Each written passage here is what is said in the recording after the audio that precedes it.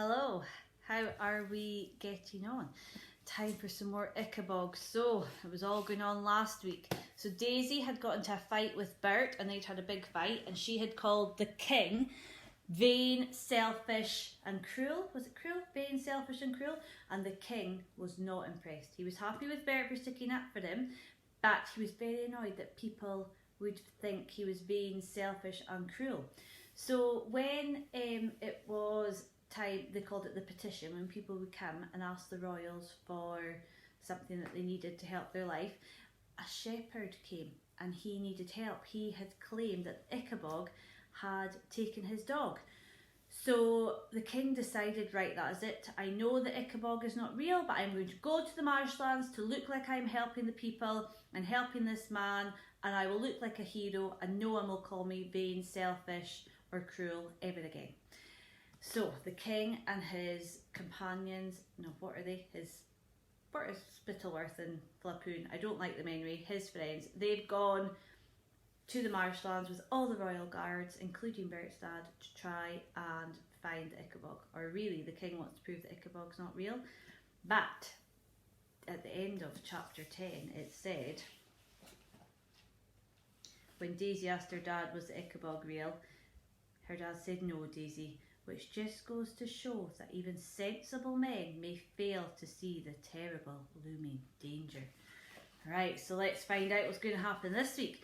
Chapter 11, The Journey North. King Fred's spirits were higher and higher as he rode out of Chalkspill and into the countryside. Word of the king's sudden expedition to find the Ickabog had now spread to the farmers, who worked the rolling green fields, and they ran with their families to cheer the king, the two lords, and the royal guard as they passed. Not having had any lunch, the king decided to stop in Cardsburg to eat a late dinner. "We'll wrap it here, chaps, like the soldiers we are," he cried to his party as they entered the city famed for its cheese, "and we'll set out again at first light." But of course, there was no question of the king roughing it. Visitors at Cardsburg's finest inn were thrown out into the street to make way for him. So Fred slept that night in a brass bed with a duck-down mattress after a hearty meal of toasted cheese and chocolate fondue. The lords, Spittleworth and Flapoon, on the other hand, were forced to spend the night in a little room over the stables. Both were rather sore after a long day on horseback. You may wonder why that was, if they went hunting 5 times a week. But the truth was that they generally sneaked off to sit behind a tree after half an hour's hunting, where they ate sandwiches and drank wine until it was time to go back to the palace. Neither was used to spending hours in the saddle, and Spittleworth's bony bottom was already starting to blister. Early the following morning, the king was brought word by Major Beamish that the citizens of Barnenstein were very upset the king had chosen to sleep in Cardsburg rather than their splendid city. Eager not to dent his popularity, King Fred instructed his party to ride in an enormous circle through the surrounding fields, being cheered by farmers all the way, so that they ended up in Barnenstein by nightfall. The delicious smell of sizzling sausages greeted the royal party, and a delighted crowd carrying torches escorted Fred to the best room in the city. There he was served roasted ox and honey ham, and slept in a carved oak bed with a goose-down mattress, while Spittleworth and Flapoon had to share a tiny attic room, usually occupied by 2 maids.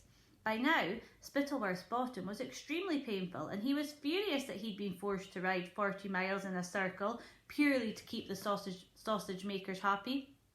Flapoon, who'd eaten far too much cheese in Cardsburg and had consumed 3 beefsteaks in Barnenstein, was awake all night, groaning with indigestion. Next day, the king and his men set off again, and this time they headed north, soon passing through vineyards from which eager grape pickers emerged to wave cornucopian flags and receive waves from the jubilant king. Spittleworth was almost crying from pain, in spite of the cushion he'd strapped to his bottom, and Flapoon's belches and moans could be heard even over the clatter of hooves and jingles of bridles.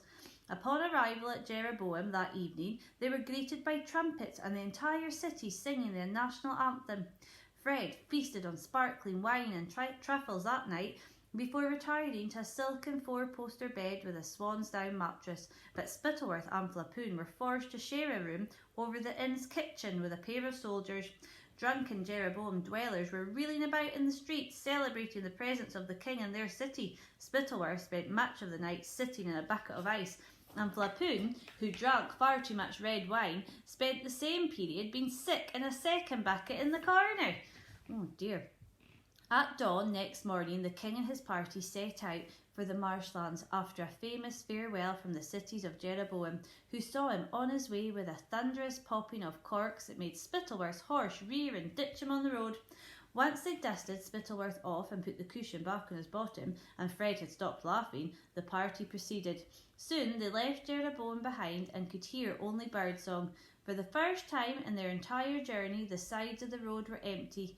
Gradually, the lush green land gave way to thin, dry grass, crooked trees and boulders. "Extraordinary place, isn't it?" the cheerful king shouted back to Spittleworth and Flapoon.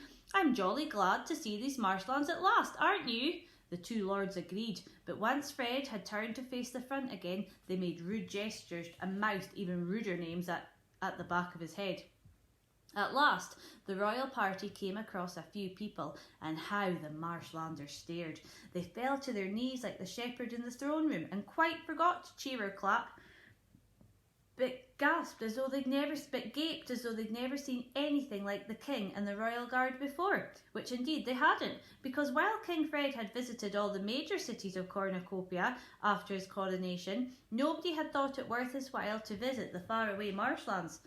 "Simple people, yes, but rather touching, aren't they?" the king called to his men as some ragged children gasped at the magnificent horses. They'd never seen animals so glossy and well fed in their lives. "And where are we supposed to stay tonight?" Flapoon muttered to Spittleworth, eyeing the tumble-down stone cottages. "No taverns here."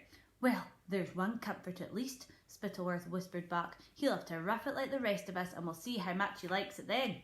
They rode on through the afternoon, and at last, as the sun began to sink, they caught sight of the marsh where the Ickabog was supposed to live, a wide stretch of darkness studded with strange rock formations.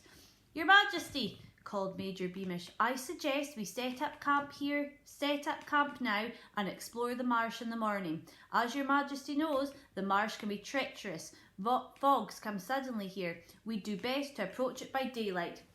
"Nonsense," said Fred, who was bouncing up and down in his saddle like an excited schoolboy. "We can't stop now, when it's in sight, Beamish." The king had given his order, so the party rode on until at last, when the moon had risen and was sliding in and out behind inky clouds, they reached the edge of the marsh. It was the eeriest place any of them had ever seen, wild and empty and desolate. A chilly breeze made the rushes whisper, but otherwise it was dead and silent. "As you see, sire," said Lord Spittleworth after a while, "the ground is very boggy. Sheep and men alike would be sucked under if they wandered out too far. Then the feeble-minded might take these giant rocks and boulders for monsters in the dark. The rustling of these weeds might even be taken for the hissing of some creature." "Yes, true, very true," said King Fred, but his eyes still roamed over the dark marsh as though he expected the Ickabog to pop up from behind a rock. "Shall we pitch camp then, sire?" asked Lord Flapoon, who'd saved some cold pies from Barnesdown and was eager for his supper. "We can't expect to find even an imaginary monster in the dark," pointed out Spittleworth. True, repeated King Fred regretfully.